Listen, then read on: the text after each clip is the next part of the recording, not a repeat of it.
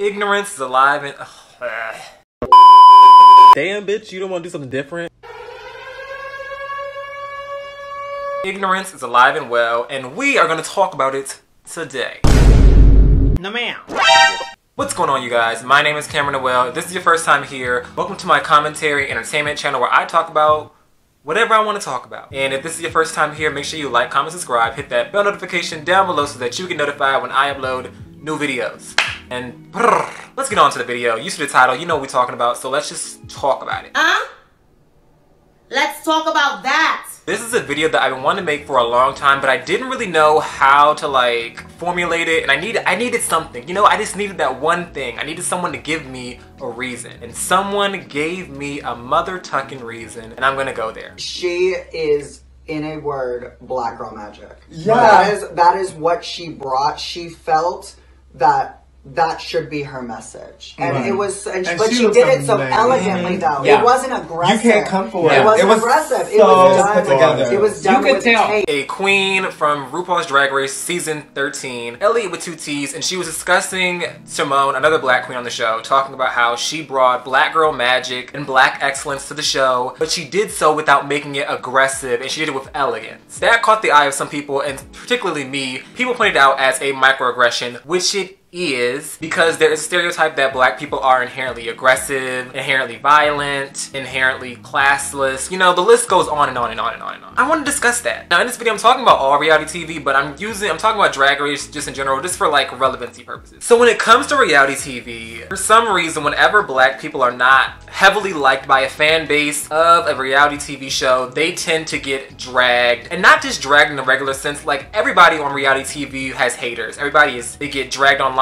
People make jokes, memes, rude posts, hate posts, whatever you call it, death threats, yada yada yada. But when it comes to black people on reality TV, it seems to be a lot easier for people to dehumanize black people who go on reality television. You know, if someone doesn't like somebody on a certain show, suddenly they're ghetto, ratchet, aggressive, negative, monkey, N-word, gorilla, roach. You know the go-to things that the girls say about blacks. They say about the melanated people. You know, the go-to insults. Those are the ones that are shot out. And the reason why this caught my attention is because when it comes to RuPaul's Drag Race, while the show is geared towards a large, wide audience of, you know, all sexualities, all races, the show doesn't really talk about race that often. Doesn't talk about race that often at all. You know, this will kind of be startling just because there have been many black queens on the show. RuPaul, who is the head of the show, it's called RuPaul's Drag Race. RuPaul himself is a black man. Is a black gay man. But the show really doesn't talk about race. Of course, you know, when the Black Lives Matter protests were happening over the summer, the Drag Race production, they put out a post saying how they support Black Lives Matter, which is great. But the first time that RuPaul's Drag Race really got into an in-depth conversation about race was on season 10 with a queen known as the Vixen. The thing with that is, the Vixen was not well liked, and she was a very, I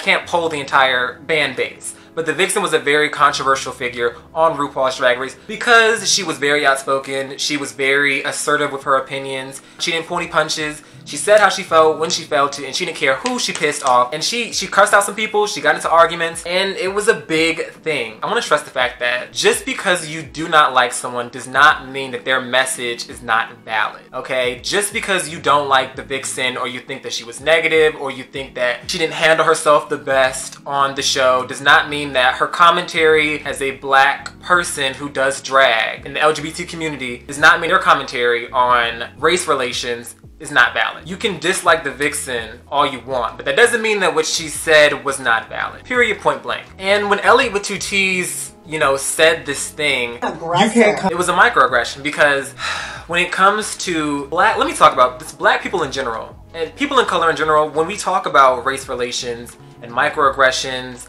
and racial insensitivity, it is not our job to make our message palatable to white audiences. So while, you know, Elliot may be more receptive to Simone's black girl magic and black excellence than maybe the Vixen, I just want to put it out there, Elliot did not mention the Vixen, but I'm just, you know, I'm putting connections together. Just because Elliot, you know, may be more receptive to Simone's message does not mean that the Vixen's message is any less valid. You know what I'm saying? Black people do not have to make their messages palatable for white audiences. Black excellence, Black girl magic, Black boy joy, you know, the Black Lives Matter movement. None of those things have to coddle white fragility. They do not have to be quiet, kind, nice, or sensitive, or gentle. They don't. A message is a message. You know, when a Black person shares Black excellence or Black girl magic or talks about race relations, they shouldn't have to be like, okay, well, I have to say it this way or phrase it this way because people who are not Black or non-Black people may take offense to it. And that's not necessary. That is not necessary whatsoever. And it was a microaggression. It was a microaggression. The fact that she had to stress the fact that Simone's message wasn't aggressive. It wasn't aggressive. It wasn't forced. It was so elegant. The message doesn't have to be elegant. It can be whatever it needs to be. That's the point. The fact of the matter is, the point is valid. You should acknowledge it. It doesn't matter how it's presented. The message is the message. And when it comes to the LGBTQ community, there isn't a huge talk about race just because I feel like, in my opinion, that a lot of LGBTQ people feel that because they are a minority group, that they are immune to racism, they are immune to microaggressions, they are immune to critiques on race relations and microaggressions and, you know, social commentary. They're not. You know, you can still be gay and racist. You can still be gay, white, and racially insensitive. You can still be gay and ableist, gay and colorist, you know, just any other ist. You can be gay and misogynist. You can be gay in so many things. You can be gay and ignorant, you know? Just because you are a part of a minority group does not exclude you from criticisms about social commentary, you know? And I want to make that very, very, very, very clear. So the whole, well, I'm gay, so I can't be racist. No, you can. You may not think you are, but you can be. Now, do I think Elliot with 2 T's is racist? No. Do I think Elliot with 2 T's said something that was very socially irresponsible, especially considering now that she is a public figure and now she's on a national television show that has millions of viewers and she's gonna be lifted up on this platform? That was not a cute look. That was not a great look, especially because there are Black LGBTQ people on the cast, there are Black LGBTQ viewers, and they're just Black viewers in general. So I feel like that was a very irresponsible thing, and I feel like this is a perfect example of a microaggression. And it's very much, when it comes to racial insensitivity and race relations, what you don't say is just as important as what you do say. The N-word doesn't have to be present for there to be a microaggression or racial insensitivity. There's no set in stone equation to microaggression and racism. It comes in many different forms because it is heavily ingrained in our American society.